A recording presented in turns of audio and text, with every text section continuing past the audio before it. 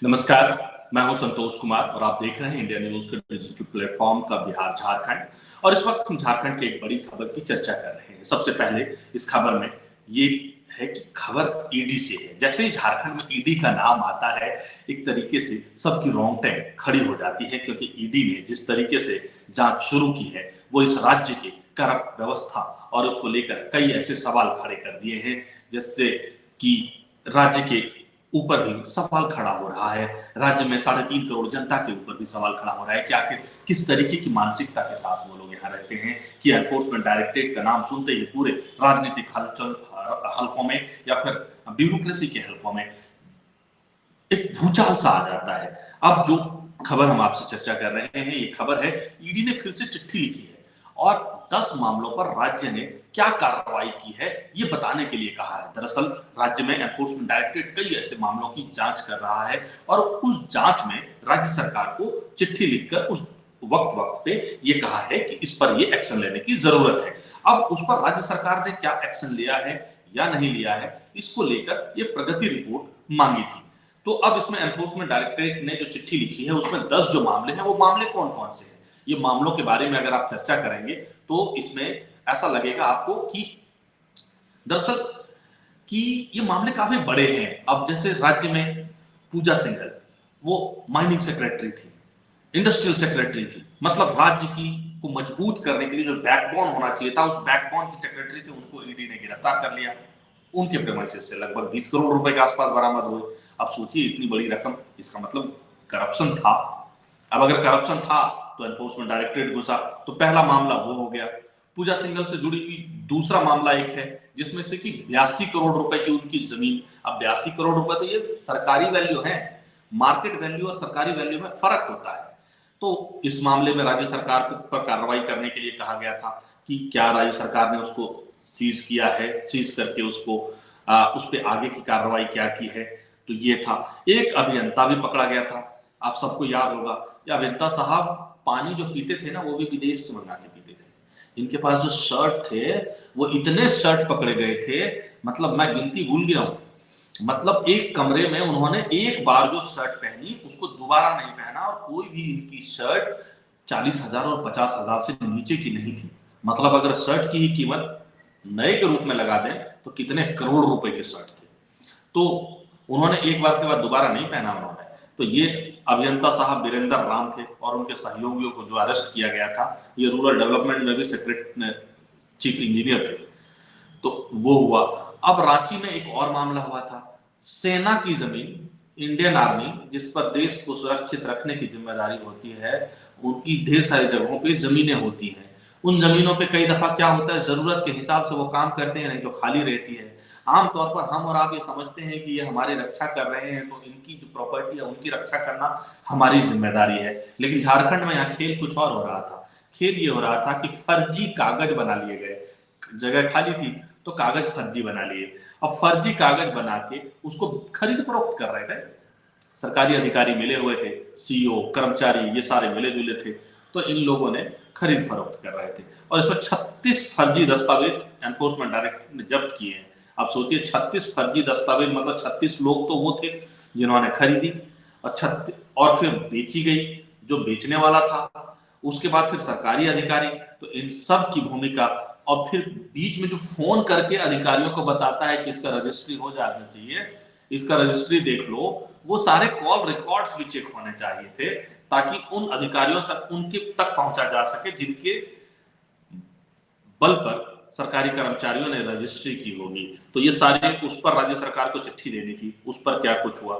हेहल मौजा है रांची के पास में ना। रांची में जमीन इसलिए इंपॉर्टेंट हो जाता है देखिए, क्योंकि यहाँ सीएनटी एक्ट, छोटा नागपुर टेनेंसी एक्ट और संथाल परगना टेनेंसी एक्ट से जमीनों को, खासकर जो यहाँ के लोकल है, ट्राइबल्स है, उनकी जमीन को कोई कब्जा ना दे, क्योंकि वो पढ़े लिखे नहीं है उस तरीके से, सीधे साधे वनवासी हैं, जंगल में रहने वाले लोग थे पहले। अब थोड़ी शहर जब बस रही है तो उनकी जमीनों को कब्जा न कर ले, इसको लेकर यहाँ पर हेहल एक सीएनटी एक्ट लगा हुआ था।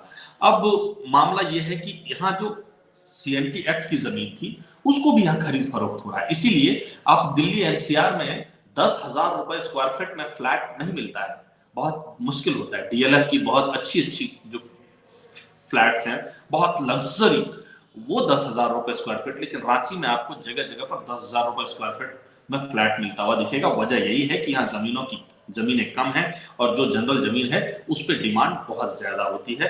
और इस वजह से ये कह रहे हैं कि हेहल मौजा में जो जमीन थी उसमें श्याम सिंह, विनोद सिंह, रवि सिंह और रवि भाटिया के द्वारा जो जालसाजी करके यहाँ पर सैकड़ों एकड़ के आसपास, लगभग सैकड़ों नहीं, माफ करिएगा, 20-21 एकड़ के आसपास की जमीन का फर्जीवाड़ा किया था। और इसमें बताया जाता है लगभग 300 से 400 करोड़ के आसपास की जमीन थी। तो इस मामले में भी राज्य सरकार को कार्रवाई करने के लिए कहा था, लेकिन उसने कुछ भी नहीं किया। एक जगत बंधु टी स्टेट से संबंधित मामला था न्यायालय में, उस पर भी कुछ नहीं किया। यहाँ पर आप जैसे बिहार सरकार की कुछ जमीनें थी, उस पर जो लीज हुआ था उसे खास महल की जमीन कहते, उसका भी घोटाला हुआ। कई ऐसी जमीन को ही लेकर मैंने तो फर्जी स्टैंप, मतलब जैसे फर्जी स्टैंप बनाने वाली चीज होती है ना, तो घर पे ही मोहर लगा दिया, सरकार के दफ्तर में जाने की जरूरत नहीं, ऐसे भी पकड़े गए हैं एनफोर्समेंट डायरेक्टरेट की जो रेड हुई थी उसमें। साहिबगंज में अवैध खनन के मामले में प्रशासनिक अधिकारियों के साथ संयुक्त जांच रिपोर्ट, मतलब साहिबगंज का इलाका जो है उसे राजमहल की पहाड़ी से कहते थे घिरा हुआ है, और वहां पर कभी बाघ भी होते थे, शेर भी होते थे, क्योंकि वो पूरा बिल्कुल खूबसूरत घाटी थी। और उस घाटी में पहाड़ का पहाड़ साफ कर दिया यहाँ के नेताओं ने, करप्ट और घूसखोर अधिकारियों ने।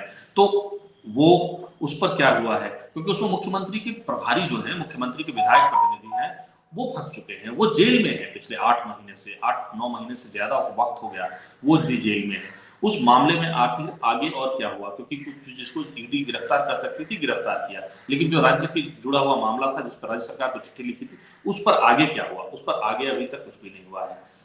पूजा सिंघल से जुड़ी हुई संपत्ति को जब्त करने के आदेश में एडजुडिकेटिंग अथॉरिटी का आदेश, जो एडजुडिकेटिंग अथॉरिटी ने कहा है पूजा सिंघल की जो संपत्ति है उसको जब्त करने के लिए, वो संपत्ति अब तक जब्त राज्य सरकार ने की या नहीं की, इसके बारे में। एक और बड़ा नोटोरियस कैरेक्टर है विशाल चौधरी। विशाल चौधरी के बारे में कहा जाता है कि राजीव अरुण एक्का विशाल चौधरी के घर पर जाकर सरकारी फाइल को साइन करते थे। मतलब भैया, आप सरकारी फाइल को, यहां तक के मुख्यमंत्री भी जो होते हैं, सरकारी दफ्तर अगर है उनका, तब तो वहां पर वो फाइल ले जा सकते हैं, लेकिन अपने निजी निवास पर वो सरकारी फाइल मुख्यमंत्री भी नहीं ले जा सकते। ये नियम और कानून होते हैं। लेकिन यहाँ के अधिकारियों के लिए नियम और कानून क्या, जब सैया भाई कोतवाल तो डर काहेगा। अगर ऊपर के ही अधिकारियों की, ऊपर के अधिकारियों और नेताओं की सहमति रहती थी, तो फिर सरकारी फाइल वहां क्या, वो शमशान घाट में भी ले जाकर साइन कर सकते थे। तो इस तरीके से अब वो विशाल चौधरी पकड़े गए हैं, विशाल चौधरी पकड़े गए हैं, साथ में राजीव अरुण एक्का भी पकड़े गए हैं। उस मामले में तो कुल ये 10 मामले हैं, इन 10 मामलों में पूछताछ जांच की बात कही गई थी, लेकिन अब तक इस पर क्या जांच हुई है, कोई रिपोर्ट राज्य सरकार की तरफ से नहीं दी गई है। राज्य सरकार लगातार ये कह रही है कि एनफोर्समेंट डायरेक्टरेट हमारे साथ भेदभाव की, मतलब हमारी सरकार को अस्थिर करने की कोशिश कर रही है, इसलिए सुप्रीम कोर्ट गए सबसे पहले यहाँ की सरकार। सुप्रीम कोर्ट में जाने के बाद सुप्रीम कोर्ट ने कहा आप कॉम्पिटेंट कोर्ट में जाइए, तो कॉम्पिटेंट कोर्ट में आप हाई कोर्ट आए, यहाँ Jharkhand high court. Jharkhand high court में अभी ये मामला लंबित है और 11 तारीख को इसकी सुनवाई होनी है। दरअसल उसमें एक डिफेक्ट आ गया था, सुनवाई का बाद देखना पड़ेगा, क्योंकि दूसरे मामले में मुख्यमंत्री को 5 समन जा चुके हैं। अब ये कल की सुनवाई के बाद ये पता चल पाएगा कि मुख्यमंत्री को 6ठा समन कब आ रहा है, क्योंकि अगर हाईकोर्ट का फैसला है, हाईकोर्ट इसमें इंटरप्ट नहीं करता, क्योंकि कोई भी कोर्ट इस तरीके से नहीं कुछ कर सकता, क्योंकि अगर एजेंसी के पास जांच के लिए दस्तावेज मिले हैं तो फिर कोर्ट उस पर, एजेंसी उस पर आगे बढ़ेगी, उस पर कोई भी कोर्ट पूछताछ से रोक नहीं सकती है, चाहे हाईकोर्ट हो या सुप्रीम कोर्ट हो, क्योंकि तथ्य होते हैं और उस तथ्यों के आधार पर ही पूछे जाएंगे।